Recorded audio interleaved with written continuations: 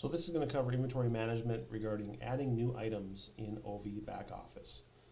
If you notice, if you log in, you'll see on the side here, you've got masters, store and station setup. Where all this information is going to be under masters. Middle one up here, item PLU. This includes your entire database of all the items that you currently sell in Ovvi on your POS. The top one here is an example one that we just created.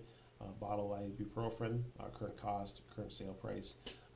Let's look at the actual information that is needed in order to add a new item or just current pricing and stuff on this item. So if we hit the little pen guy here, we'll see that we have ibuprofen. The top one is the department.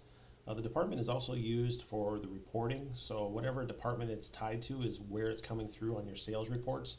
Obviously ibuprofen is not batteries, so let's just change that over to miscellaneous. The one thing that's nice about Ovvi is, let's just say you've been selling an item for a number of weeks and then you realize it's in the wrong department.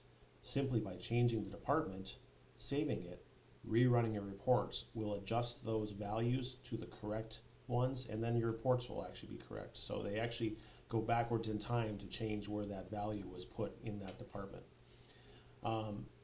Notice what the item name is, ibuprofen. You can add to that if you want. There's no limit on how much length you can have there.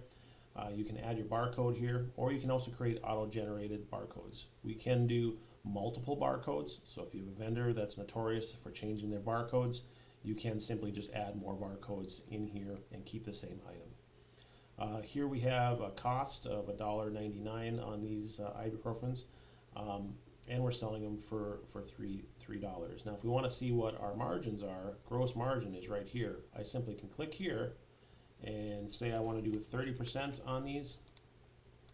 It says I need to sell it for $2.58. Well, that's, if I change it to a 3, now we're at a 33% margin. So you can mess around with this. Now it does it based on setting up your system. We can set up whether or not you want to run certain margins on everything, and it will give you a suggested retail based on this cost as you go forward.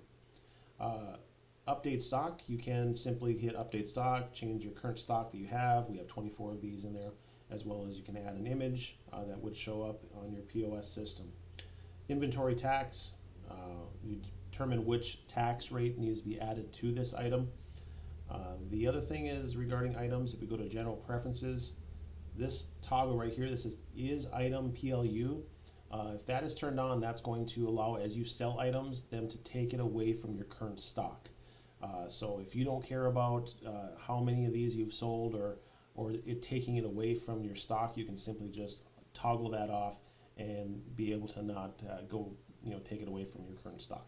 Most times people just leave it on, especially places that are retail that are selling things.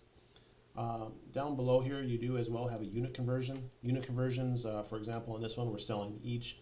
The conversion is 1, but you can do cases as well. So let's say you receive 12, and each case has 12 in it. You can convert it back down to 1 and know how many you get per case. So that's with the unit conversions, which we'll save for another module for training.